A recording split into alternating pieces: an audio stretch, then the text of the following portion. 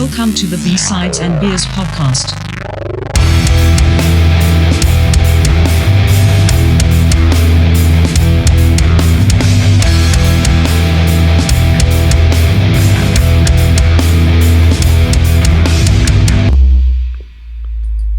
Hello. All right. Welcome to episode 9 of B-Sides and Beers podcast. Tonight we're talking about Kid A by Radiohead. It's the 2000 follow-up to OK Computer. What are we drinking tonight, guys? I'll start. I've got a Corona because it is hot as F out, and that's all I could think about. It's just a cold Corona. Good call. I kind of went the same path with that one with a Newcastle. Nice.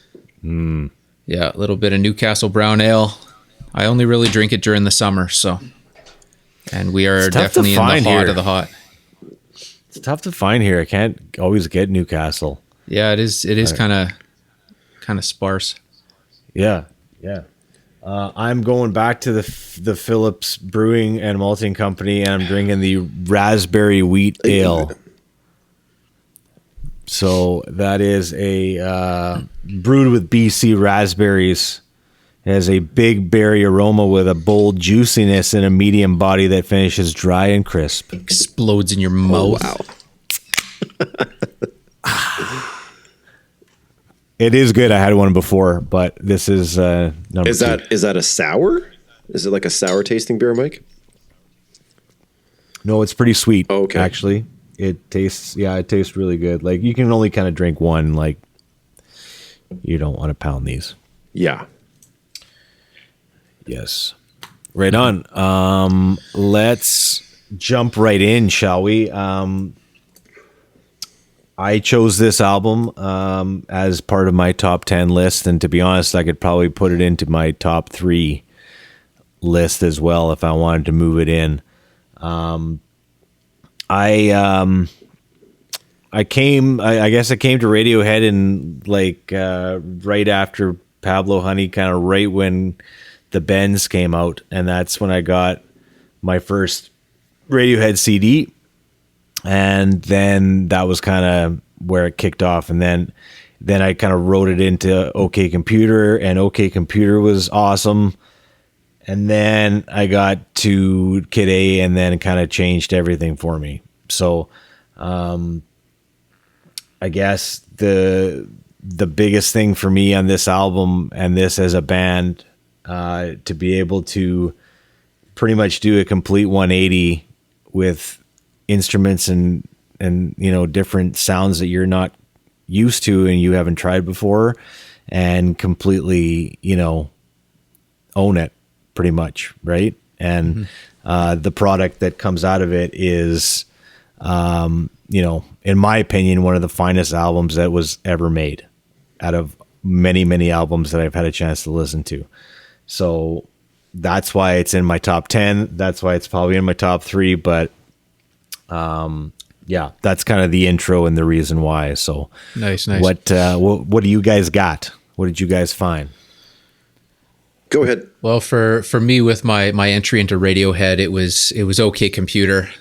That was the very first offering I got from them, and then just kind of backtracked from there and got super obsessed with them. Started purchasing anything I could find, from Japanese import singles to really anything I could find, specialty DVDs. And sorry to interrupt you, but we've talked about this recently, that you can now, which is so, incredible, that you can just find these things on Spotify or like Apple Music, like these Japanese imports. They're all just like right there now, right? Like something that was so difficult to track down and like so rare, and like now it's just like play. It's nuts. You go from having a pride in a collection and taking years to search these things out, and spending $40-50 for a import single, or some crazy one-off vinyl, and now it's nothing.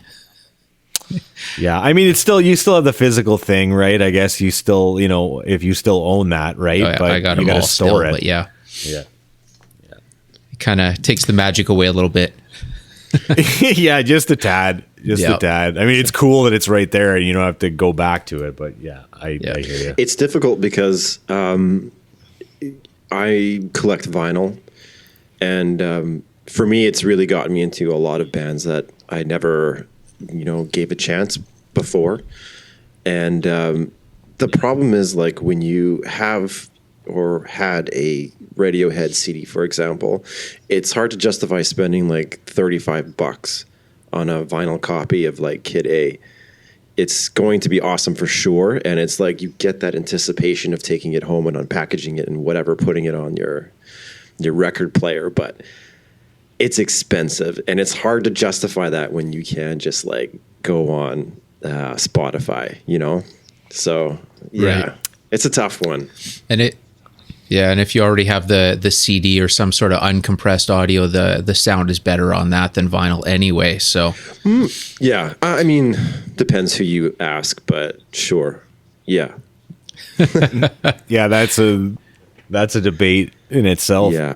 we'll get into that one Yeah. for sure. What's funny is, does anybody have Kid A on record? I don't have Kid on record. No. Okay, I do. Yeah. I do. So I was one of those guys, but here's the interesting thing about it is it came in two 10-inch vinyls. So they're like kind of mini sized almost.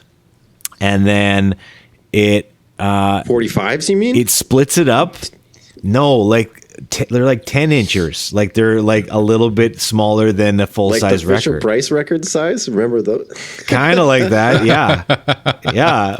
And there's 2 songs per side, and that's what makes it so cool, because it's almost like listening to this album in acts for me, right? I put it on again for the first time in a while just this week so I could kind of refresh my memory on some stuff.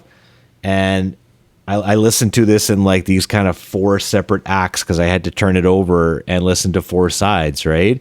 And it just kind of worked, like maybe even better than me listening to it on CD or on, Spotify. Yeah. Well, that's the deal with OK Computer and Kid A. Everything Radiohead previous, you could pick out a single that you loved. But with these albums, I can't approach them as a song by song basis. You have to. It's a front to back listen. That's so true. It has to be. You have to be in the space because it unlike most albums, it takes you on a journey, and it's one song is nothing without the next or the previous, right? So Yeah, no, I totally agree with that. You can't just throw that in your playlist and have that pop up, in the middle of nowhere. I don't think that's not how that goes, for me at least. When I dive into it, I'm into it. So out of nowhere, Morning Bell pops up, or Tree Fingers, and you're like, yes, I love this jam. No, it's not like that. Yeah. Yeah. Can we go track by track a little bit on this? Are you guys cool with that? We'll follow your lead. Go for it. Okay. I mean, first of all, this is like sheer brilliance in my opinion. I'm sorry, I don't want to pour it on too thick, but like this Pour it on. I agree with you. It's bonkers how crazy it is. Like I found out too that everything in its right place is in 10/4 time. Oh yeah. Like, and then you start counting that, and you count the 10 like sequence, and it all repeats again and just does it again and again like that. Like it's crazy. So I like that. And then I looked it up because I always wanted to know what kind of synthesizer he used on that. Yep. And it's a Prophet 5 synthesizer made in like 1978, and it had like originally had 10 sounds in it, but it like overheated, and they had to make the Prophet 10 like 4 years later. Wow. But they came out with the Prophet 5, and it has these 5 sounds. And I watched a couple of videos just on like the demo on it, and just the coolest sounds. Like, something it feels like you can't reproduce that. I don't know where it's at though. Like I'm kind of out of touch with like keyboards now. Like it feels like they probably can emulate anything now, and maybe I'm just being naive. Well, it definitely. I mean, with all the software out there and plugins, they'll have, if it's a popular enough sound, they're gonna find one that works well and then reproduce it. So Yeah.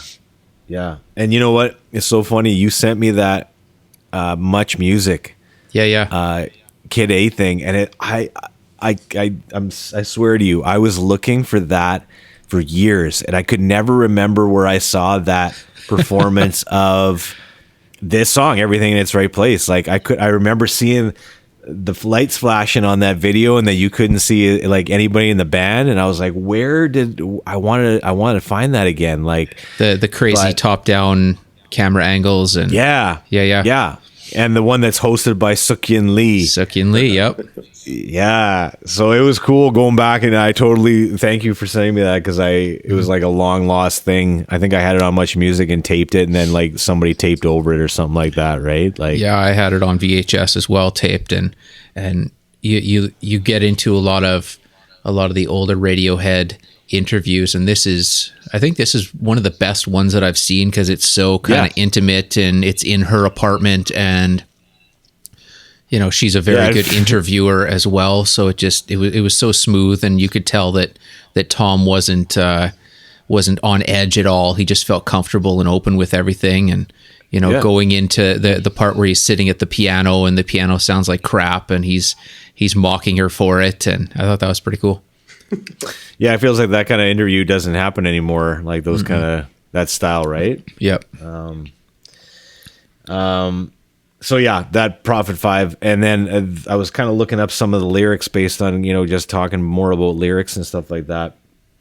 And when he says like we woke up sucking a lemon, he said that was just like the face that you make when you're sucking a lemon. That was like the face that he woke up with every single day for 3 years. Just in the regards sour. to his, just the sour, like towards society and everything else. He's like, that was what it was.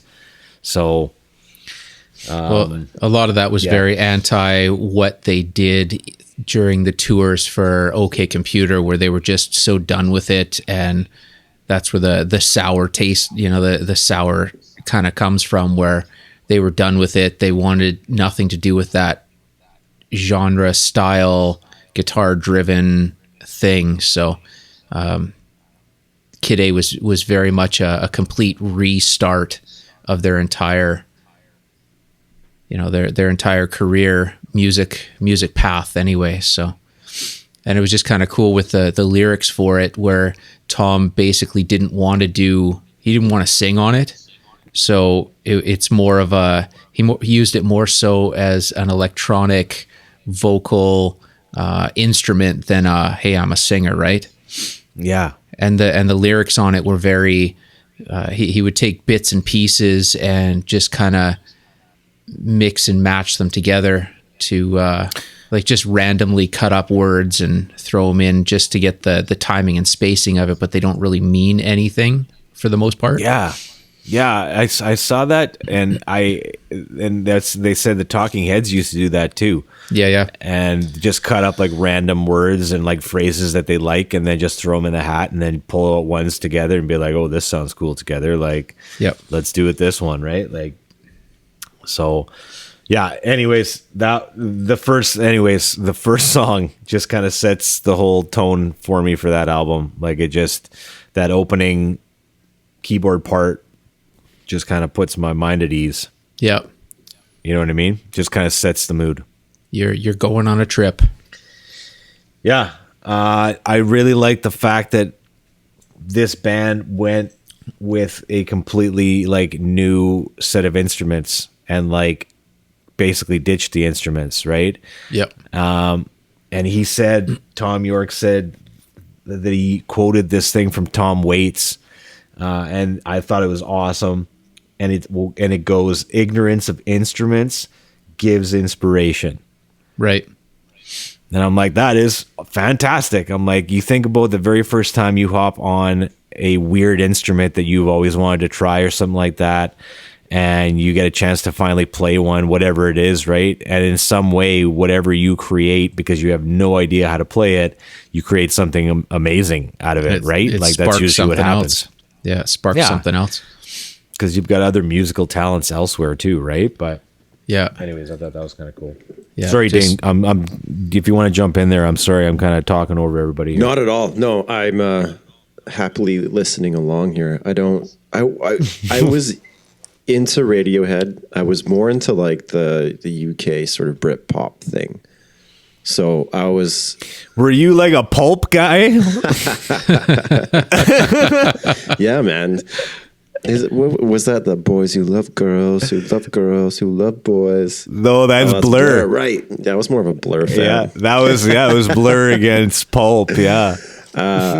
No, but I think being younger, this was definitely a departure from the OK Computer kind of style, which I really loved. I loved that album. And for me, this one was a bit hard to digest, and maybe it was just me being young and not having the patience or not having the aptitude to understand what was going on.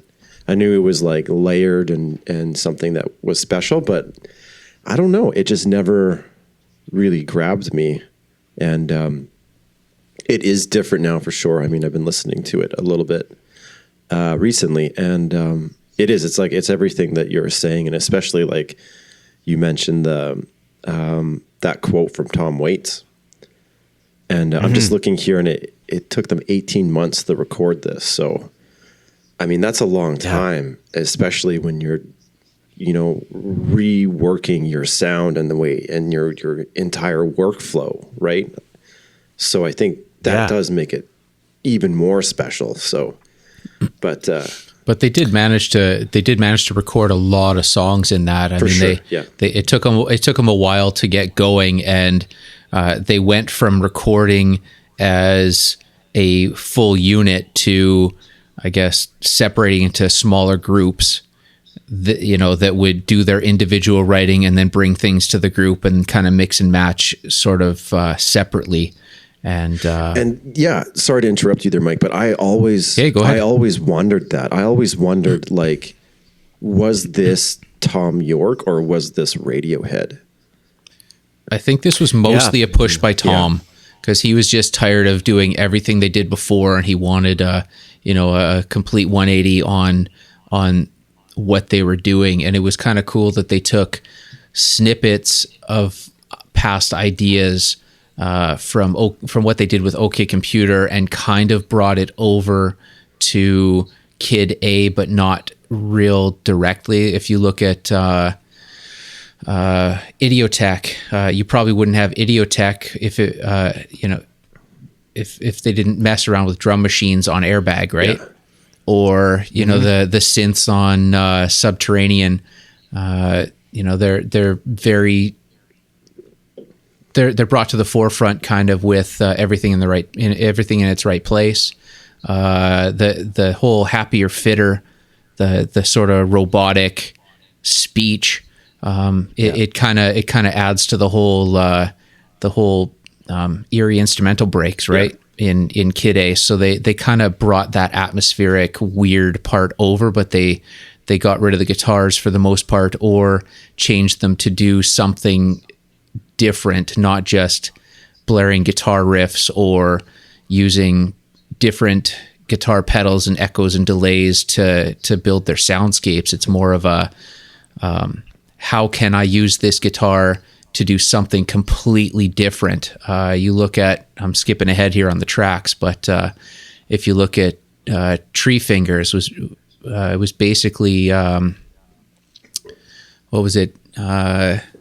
O'Brien was taking his guitar loops. Yeah, his guitar loops. So he played guitar, took these guitar loops and put it through digital processing, and then layered that with different heavily modified effects and came out with that sound. When you listen to it, it doesn't sound like guitars at all, but that's what he took that main introductory idea and changed it into something completely different. Yeah. going back to Idiotech there. I don't know if you guys saw that. Johnny Greenwood gave Tom York this song from 1973. It was a 50-minute song, and it was mostly like sounds, like just kind of like soundscapes almost, right? Like lots of beeps and bops and stuff like that too. Right. And Tom York listened to it and said, yeah, like it's cool and everything, but he's like, there's one chord progression that I like, and he's like, I think that's the one we're gonna take. So he like called this guy up and asked him for the rights, and the guy was like, yeah, absolutely, you can take it. And so that chord progression in Idiotech on the synth is taken from this. When you listen to it, the original, you can hear it. It's got it time stamped in there. It's like at 25 seconds. You can hear that chord progression. He only took that and then just went with it. And That's awesome. Yeah. So just some cool nerdy things about this album, I guess. That's kind of what this whole album is all about, is the nerdy things. Yeah. I'm just writing down random stuff here and that I found too. So Michael Stipe said that Radiohead is no one's lapdogs, which I liked. And the last part of that is that he said it's nice. It's not easy to listen only to yourself and act accordingly, which is basically what Radiohead has always done, right? And that's listen to only themselves and to act accordingly in order to make yourself still relevant in today's society, where you can just go and headline Bonnaroo or Coachella or whatever you want to go and headline, right? Like they can get anywhere, any bill right now, right? And they've been around forever. Well, they basically chose their own audience. They're one of the few bands that say, okay, well, for the most part, I don't care what anyone thinks. I'm making this and I'm putting it out to certain corners of the market, and if you dig it, you dig it. If you don't, you don't. And it's amazing how many people got it and followed, and even the change from the earlier guitar driven, very radio not radio friendly, but radio format to going from Pablo Honey and I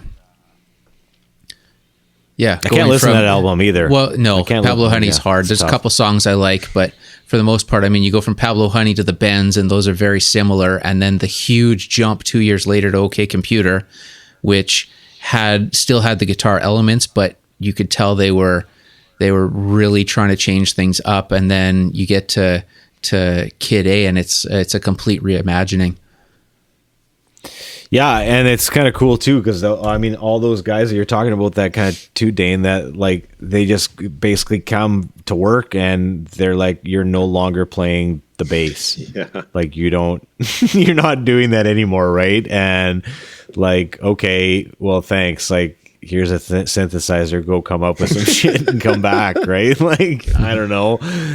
I'm assuming that's how it went, right? But they said too that once you lose the stigma of your own instrument and you like let that go and let it, then they said everything else opens up. So I thought that was kind of cool too. Yeah, but I've always wondered like who was driving the bus, and like, oh, gotta be Tom York. And I always it's funny because I remember being younger and kind of feeling sorry for the other guys in the band, because I was like, are they even doing anything anymore? But, obviously it was. But you know what? Even the Tom York solo stuff, though, pales in comparison to anything that Radiohead does, right? Like, his solo stuff is not. I mean, it's an okay listen, but it's not something I'd throw on a regular basis, I guess. I did see some parallels with Atoms for Peace with this album. And that's why I was like, oh, is this even a Radiohead album? Is Kid A Tom York album? And is there a reason why they called it Radiohead and not Kid A or some other kind of band name? But yeah, it's interesting to see this complete change. And then, you know, the rest of the guys in the band obviously are following suit and doing other things. But yeah, Yeah, no, I know what you mean. It's an interesting, like, as a guy coming in and just saying, like, here's, like, it's our band, but here's, like, the direction that we're going now. Like, let's all just ditch these instruments and, like, you know, let's all pick up synthesizers and let's create something, right? Like, I think it's pretty, you know, presumptuous to assume that everybody would be okay with that. But, I mean, at the same time, like, maybe they are all on board. Right. I read too that they said that if they didn't, at the end of this album, if they got to the end of it and they didn't like the outcome of the album, that they would break up and that would be it. They said that they all agreed to that before recording Kid A, because they're like, if this sucks, we get to the end of it and it sucks and we don't want to release it, we're breaking up and we're just gonna throw this thing out. And everybody's like, I'm in. Yeah. Yeah. So. Well, they're all artists. Cool. They're all individual artists though too. It's not like I'm just a bass player. I'm just a guitar player. You know, when you look at Johnny Greenwood, you look at Ed O'Brien and the things that they do with effects and with creating soundscapes, and you look at Johnny Greenwood with all his side projects with his symphonic soundtracks, and he does. The Janoon album, man, is so good. Yeah. Janoon is, I've got that on vinyl too. That's fantastic. Yeah. So, I mean, all the side stuff he does is, you know, pretty well sounds nothing like Radiohead. So it's kind of cool that even if you throw all these guys in a room and you say, okay, we're changing instruments, here's some other things, here's some different synths, here's some drum machines, here's some whatever, they're able to make art out of it, right?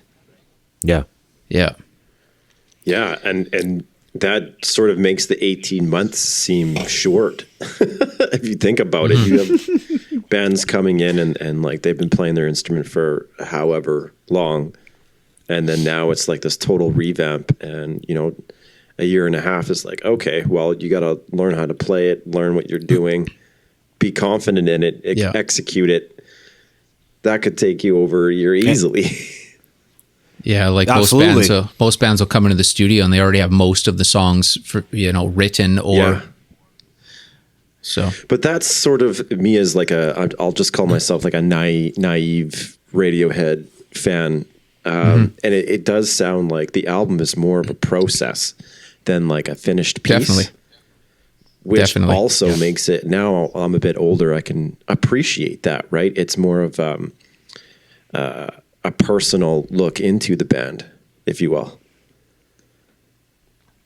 Yeah, and I think it shows too that like they don't accept like anything that they're not going to be happy with, right? And I think that that's maybe part of the reason why it takes so long too, because I think everybody's pretty picky, and I think especially Tom York is super picky. So, you know, that's why there's so many B-sides and like, you know, stuff that comes out of this, because they just don't make the cut, right? Like, I mean, they were going to do a double album on this for Kid A and decided against it. And when you listen to Amnesiac on its own, it makes complete sense that album needs to be separated, right? Like, they knew that those songs did not belong on that album. And, you know, even it feels like even some of those B-sides off of, what are those ones, Mike? You had them. What album was that from? Drew blank there. Yeah. Maybe it was In Rainbows. In Rainbows. That's what it was. It was those 4 like B-sides off of In Rainbows. Was that In Rainbows or Hail to the Thief? Oh, maybe now. Can't remember. But anyways, it feels like they, again, kind of figured it out that like had all these different versions of these songs, but what they picked to go in there and what they were okay with, I think, is the reason maybe why it took so long. Because I read that too. It took them like 6 months or 8 months to do 6 songs. Like, well, it was kind of cool because they had Morning Bell on Kid A, and then they had a different version of it on Amnesiac. So I mean, it's a good enough song that they put it on both albums just as a different spin to it. So. I'll be honest, I didn't figure that out till like probably 10 years ago. I was like, I swear I've heard this song, man. How come it's like every time I hear it, it sounds different? Like I can't figure it out. It took me that long, so I didn't. That's awesome. Yeah. Oh, and then I read too. They brought this to the record company, and like they were expecting like the Jesse and the Rippers rock show, and they listened to track 1, no guitars. Track 2, no guitars. Track 3, no guitars. So they're like, they said they started sweating, and they're like, "What is this? Like, we can't sell this. Like, there's nothing here." And they were like, "Yeah, well, right." Well, track 3 had guitars. Yeah, like a fuzz bass, and that's about it. That's the only Huge thing that was in departure. there. Yeah. But yeah. Going back to that, Kid A, it's like for me, it's like a lullaby. I used to listen to this album it was like a must listen when I was on a plane. Every single time I got into a plane, I would throw this album on, and it would just kind of trip me out while I was like looking outside, and like, I don't know what it was. When you're flying at night and listening to this album, it was just like, it just puts you in a different state, I think. So I just think it kind of fallen asleep by the time Kid A kind of rolling around the corner too, right? And then you'd wake up for the national anthem. Yeah. And I talked about the national anthem before too, with the crazy sax solo and the horn section, which I love. I love that whole traffic jam sound that they created at the end of that. Yeah, it's so cool that they took jazz and ambient techno and electronic jam and just kind of threw them all together into this, right? Yeah, and you know what you guys should do? It takes like a couple seconds to do, but you should go back to every single like last 20 seconds of every song, and just listen to the endings of every single song on this album, and just take the endings in, give it 30 seconds on each, and talk to me about a side off the podcast. I'd like to hear more about those endings because they still blow my mind. So just do me a favor and listen to 30 seconds at the end of each track and just hear what goes down. I'll do it. Sure. Put on your best headphones. Is this just like listening to the layers and how they're all sort of finishing up, or is it? Yeah, and like what they're doing and what they started to do like even a minute ago that they are just finishing up now at the end. Like it's kind of how it all kind of comes together and how each one is separate and different on the endings. There is no like set ending on any of these songs. You just got to check it out. All right, cool. See what you can find. Yes. Did you in your digging did you find where the name Kid A came from? The only thing that I've ever known, I didn't listen or check that out this time, but I've only heard that was supposed to be like the first human clone. Yeah, so name. it's supposed to be the name of the first human clone, and I guess the musical soundscape is supposed to be the environment Kid A grew up in. Mm-hmm. So that was pretty cool. Yeah, I wonder if the first human clone is already walking this earth. I don't know if that's this podcast. Might not be, but yeah, that's kind of a crazy thought too. I read too. Where have I got it? Oh, this is the Kid A, the whole as an album that's partly about the generation that will inherit the earth when we've wiped everything out. There's a good thought for you. Yeah, super happy positive. Joy. Happy joy. Which makes you wonder why. And again, let's go a little deeper on some of this because I got two more questions for you guys too on this. Like even on number 6 on Optimistic, is it feels like this is sarcastic. This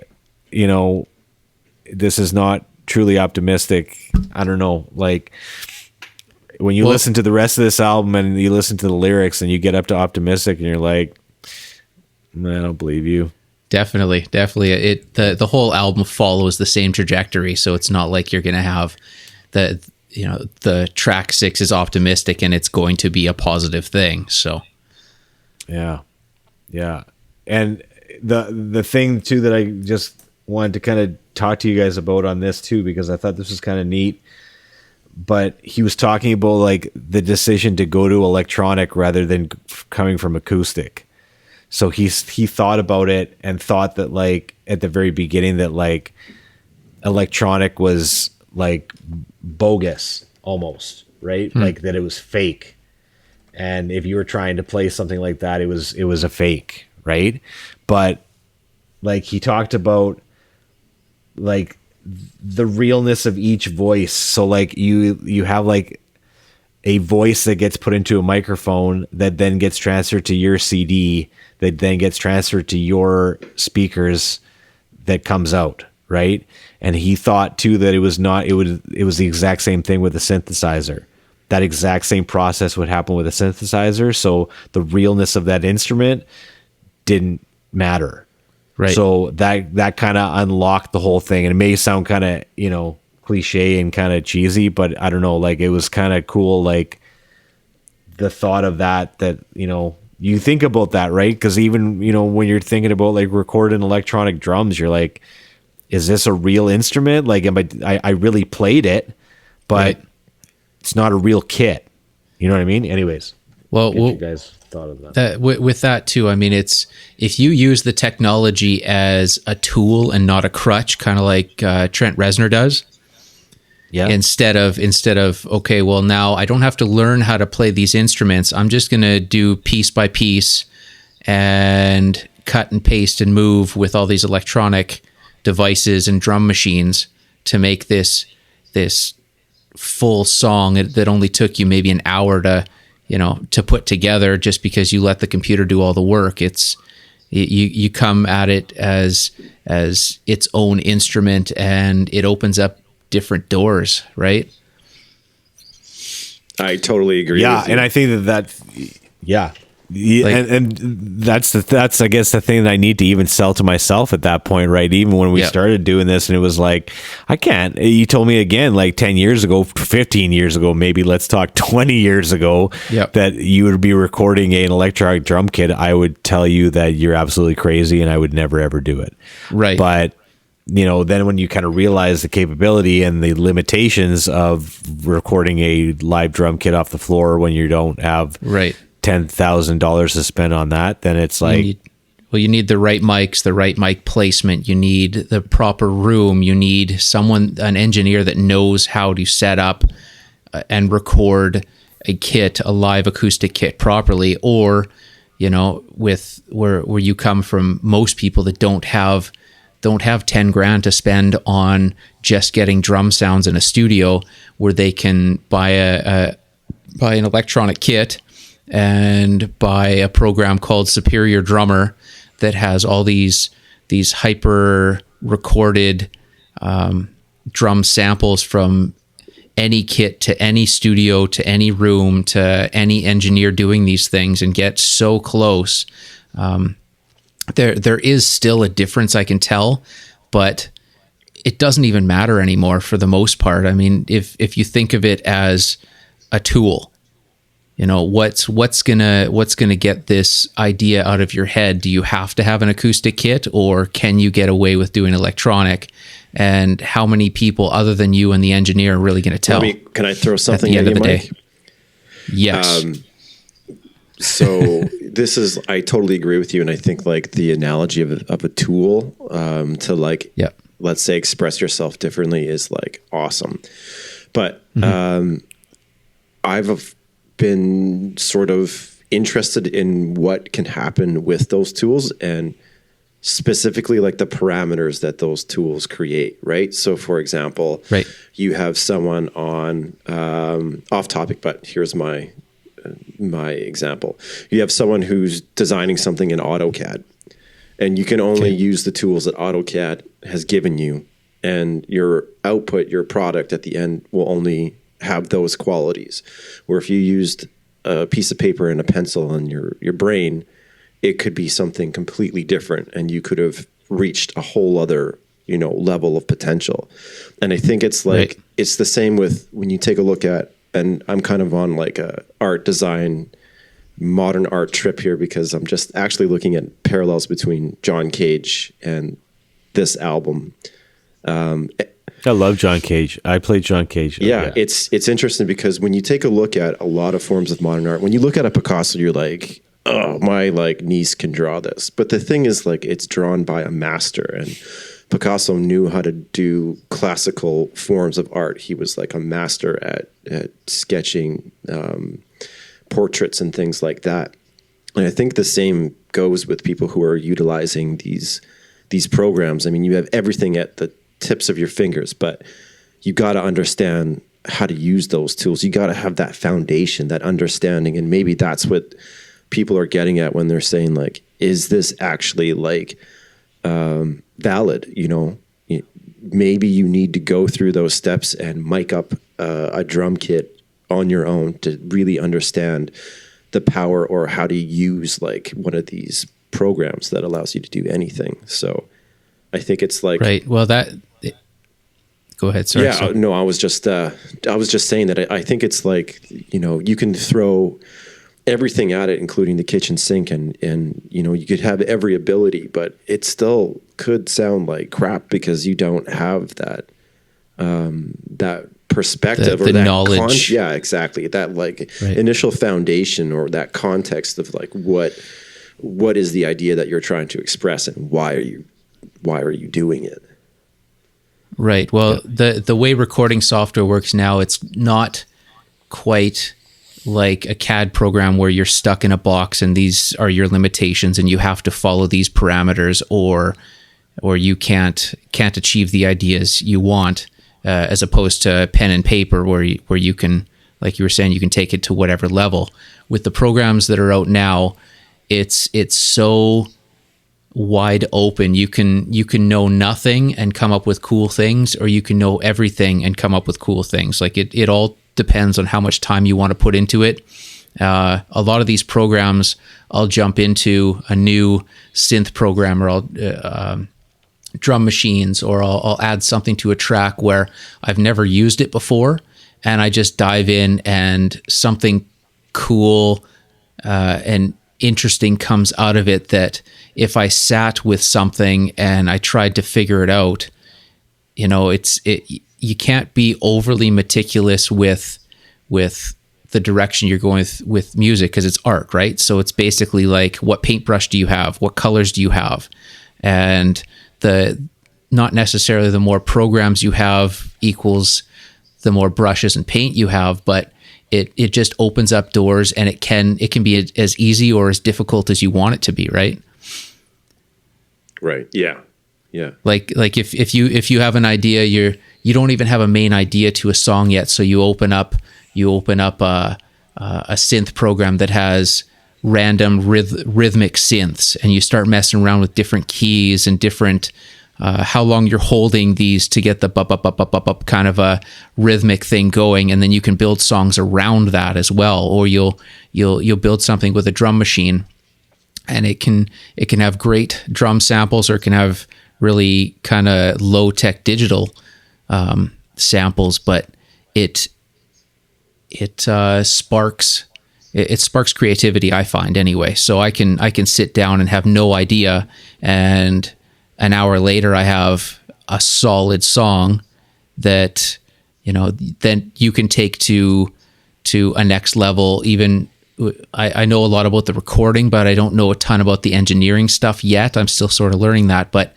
if I take like the songs that we recorded here, the last 4, when I go through and I try and mix them and figure that out, I can make it sound okay. But when you take that and you send it to an actual audio engineer that knows what he's doing and has all the extra toys that I don't have, he takes it to 5 different levels over, right? So it's not like you have to finish off with a perfect product yourself. There's other ways to get it to that next level, but it's a great starting point. Yeah, absolutely. Maybe just like getting things initiated and started is like half the battle, or like probably like it's an 80-20 type of thing. Exactly. What's going to spark your creativity? Yeah. It can be you sitting with an acoustic guitar and your buddy on some bongos, or it can be you with a synthesizer and a bass guitar and a drum machine, and your buddy on a electric drum kit running drum samples, and it's not necessarily musically correct all the time, but it comes out with something that sounds great. And I think that was going back to Kid A, is that's kind of what they did. They knew a lot about how to create these songs, or how to create songs in general, but when you drop your instruments and you change up instruments from guitar to synth, or you take your guitar and you run it through effects and processors and change things and twist knobs, and you come out with an interesting product from that. And I can see both sides of the argument that you both present, because I think that they both have merit. But I think too that, like, from another side of it as well, is to be able to, like I mentioned, this like Prophet 5 synth, to be able to access the sounds that the Prophet 5 synth had, because you can't go out and buy a Prophet 5 synth because they don't make them in your area, or they haven't made them since 1984 or whatever, right? Like, I kind of like that side too, where you can tap into something that, like, hey, make my keyboard sound like this, right? Like, I want it to sound like that. And it feels like that capability again unlocks things, right? Like, yep. To be able to have that sound that you want, then you can kind of run with it. So I guess that it's like a mix of both, right? Using the technology, but still creating something, again, totally different, right? Like, Yeah. They're all tools, man. They're all tools to get your creativity and art and what's in your soul to come out to share, right? So Yeah, absolutely. Yeah, absolutely. Yeah, that's right. It's good, well said. And I mean, to finish off this kind of album, and every Radiohead album, I think I've told Mike this before too, I cannot listen to any ending tracks on any Radiohead albums ever. And this is another one that I can't listen to. I can't listen to motion picture soundtrack. I'm not sure what it is, but I've never been able to do it. But when I go back to every single Radiohead album, I can't listen to the last song. I can't listen to Street Spirit Fade Out. I can't listen to that song. That's one of my favorite songs that they've ever released, and it's one of those songs that anytime that I go somewhere and pick up an acoustic guitar, that's the first riff or the first song that I have to play, just to feel the sound and to feel the acoustic, right? That's kind of, it's been my go-to for years. It's supposed to give you the creeps. That's the beauty of it, right? So, and that video still freaks me out too. So that's part of it. Yeah, the whole jumping backwards and everything's kind of in reverse, and by the trailer, I love that. So good. Yeah, it just kind of creeps me out a little bit. Anyways, so thanks for letting me kind of dive a little bit deeper into this album, because it's a personal favorite. I kind of loved going back into this too, and just listening to it again, and then listening to it on vinyl and listening to it in those separate parts, because it was kind of cool that way too. So I kind of want to listen to the other ones that I've got on the vinyl. So I'm one of those suckers that buys the vinyl, even though I can go onto Spotify. But you know what? I should say that I only do that for a few artists. Like, I only have a couple. The rest of the vinyl that I collect. And Dane, I don't know if do you have a Discogs like library? For my LPs? Yeah. What do you mean? Like favorite, or like? No, like, have you created like a Discogs, like a online library of everything that you have? Oh, no, I just, I got a box and I put my records in there, and how many do you have? Oh man, I've had lots. I've given away lots. There would be, I would go to markets and I would just pick up, jazz records for like €2, and I would do that almost every week. So I've got a lot of stuff which isn't great, but also some stuff which is awesome. And then, from time to time, I would spend money and buy like whatever, like a Rancid record, or I've got Arcade Fire Suburbs on vinyl, which is one of my favorites. It's awesome. So all sorts of stuff. And it's gotten me, like I said before, it's gotten me into bands that I never really gave a chance, like, Supertramp, whatever. But, I picked up a couple albums on vinyl, and they're great. They sound awesome. Steely Dan.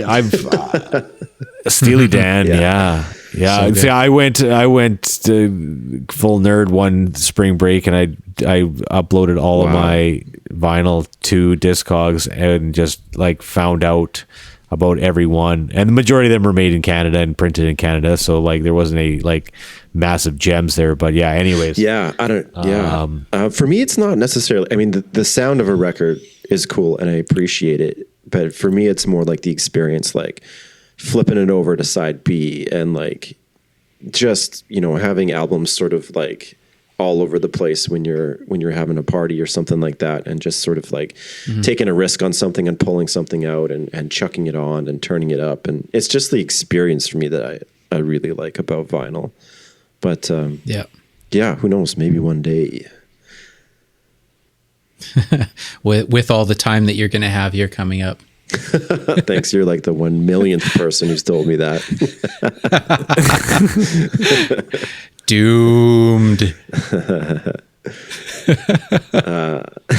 But yeah, I don't know. I think this would definitely be an amazing thing to listen to on vinyl for sure. But at the same time, something like this would sound amazing on really expensive headphones from a digital file, and maybe it's probably best heard like that, I would think so too. And it's one of those things where I'll listen to this album maybe once a year, and it'll either be on my my high-end headphones, or I'll run it through my computer interface into my my Yamaha HS8 mixing monitors, and that just kind of expands everything, and you hear all the little detail, and it's very immersive that way, I find. So you'll just put it on, and how I've got my mixing monitor set up, it's almost like it feels like you're in a surround bubble, which is kind of cool. So you pick up all the little nuances of it. And Mike, I remember you telling me like 20 years ago to like listen to this album with an expensive pair of headphones and just like go in your room, turn off the lights, lay down on a bed, and just like experience the thing. Yeah. It's really like that kind of album for me. Like, and like I said, it brings me back to being on a plane, and if you know that feeling, if you're flying at night, it's kind of, it's trippy. It's trippier than flying during the day, right? Like, at least it is for me, when you're seeing different things out there, and the lights blinking and things going by and clouds and stuff. And it's like, it's a crazy album to throw on there and just, take you away kind of thing. So when you say it like that, do you think this is something that anyone can digest? Because I'm just trying, this is like, to me, it's something which is for a more mature kind of audience, I guess? Or is this like a gateway into like something different for a lot of people? You know what? I think, even people at work used to like make fun of me because they like thought I was a music snob, right? So I think that, they would think that because they didn't listen to Radiohead or something like that, they didn't get it. You know what I mean? But like, I don't think it's like a higher thing or anything like that. I think it's just whether or not you connected with it. And I think that like the message that album put out at age 20 for me fit with that, what I was looking for at that time, I think. And still does. It's a still very like transferable album to 20 years later, especially in today's day and age. So, from that side of it, yeah. But I mean, is there a lot of, crazy musical elements that, that music geeks will find and pick out? Like, yes, there is tons of that stuff, but, it's not saying that anything else is higher or that you can't figure it out. I think of like Frank Zappa. I did that when you're talking about vinyl day, and I bought Frank Zappa record. I'm like, I want to try this. I want to give this a go, right? So I bought like 3 Zappa albums, and I gave me honest shake, and I just couldn't. I could respect the music side of it, but the lyrics were just like, I don't know what are you saying, man? Like, it just ruins everything. Yeah, it's just like do, you know, just kind of, you know, I don't know. I just think of that kind of stuff, but I don't know. I just think that at the time for me, it was just, it hit home, and it's still, you know, I think I really respected the band that could still change their instruments and still continue to produce, you know, amazing records, but at the same time still sell these records, and like I said, still be a headlining act, whatever, 30 years into their existence, still to this day, right? I mean, you can't say that for many of these bands, especially some of these bands from the 90s, right, that could, you know, get up on stage, you know, probably other than Pearl Jam, I don't know, you know, of many from that era that could just come up there and headline. So yeah, that was a long answer to a short question, but and can I just add to that a little bit? This album came out in 2000, right? This is when like Limp Bizkit was like top of the charts, right? Yeah. We were just singing that before we got on here. a lot of the pop punk, and a lot of the boy bands, and when this album came out, it still hit number 1 on most of the charts, which is wild to think. Well, you had to know that Radiohead was going to be coming out with an album in the year 2000. I mean, I think that whole thing of the year 2000 and Radiohead, you know, kind of like fits together with the whole theme, right? It feels like a brand new, you know, start to all this. We just finished Y2K, and here comes this album, right? And Y2K never happened, and here's the next phase, right? Like, it feels like it was a little bit of that too. But also, I still think that when you look at the sales of that was before you could hear and sample anything on the internet. So when Kid A came out, you had to buy the album. You had to buy it in some sort of hard copy form to even hear it. So for this album to come out at number 1 and being so such a left turn and so kind of obscure, you know, I just think that everybody expected another OK Computer. So to sell how many, you know, $300,000+ albums in a week or whatever it is, how many of those people expected a proper sequel to OK Computer to carry on with that path that was so big, or, you know, and then they were kind of tricked into Kid A, and most of them didn't get it. You know, how much of an angle was that? Yeah, probably a lot, right? Like, surprise, this is not what you expected. Yeah, and that's just a big giant kick in the nuts to the record company on purpose, right? I mean, that's all that is, you know, it feels like, but they always wanted to do what they were going to do. So, and then you got to respect them for that. I think as musicians, I you know, I like that. Yeah, definitely. Because you can't say that for a lot of acts. No. Anyways, thanks for the Kid A talk. That was good. Thanks for bringing it up as your one of your top 10s. Yeah, good one. Absolutely. Good one. Yeah, thanks. Thanks for hearing me out on some of that stuff, because I was diving deep in some of that electronic versus acoustic stuff. So yeah, it was good. All right, that's it for episode 9. Thanks for hanging out with us. Please subscribe and comment on our YouTube, like and share on Instagram at B-Sides and Beers Podcast, follow on Spotify, subscribe, rate, and share on Apple Podcasts, and pretty much every other streaming platform. Thanks a lot. Cheers.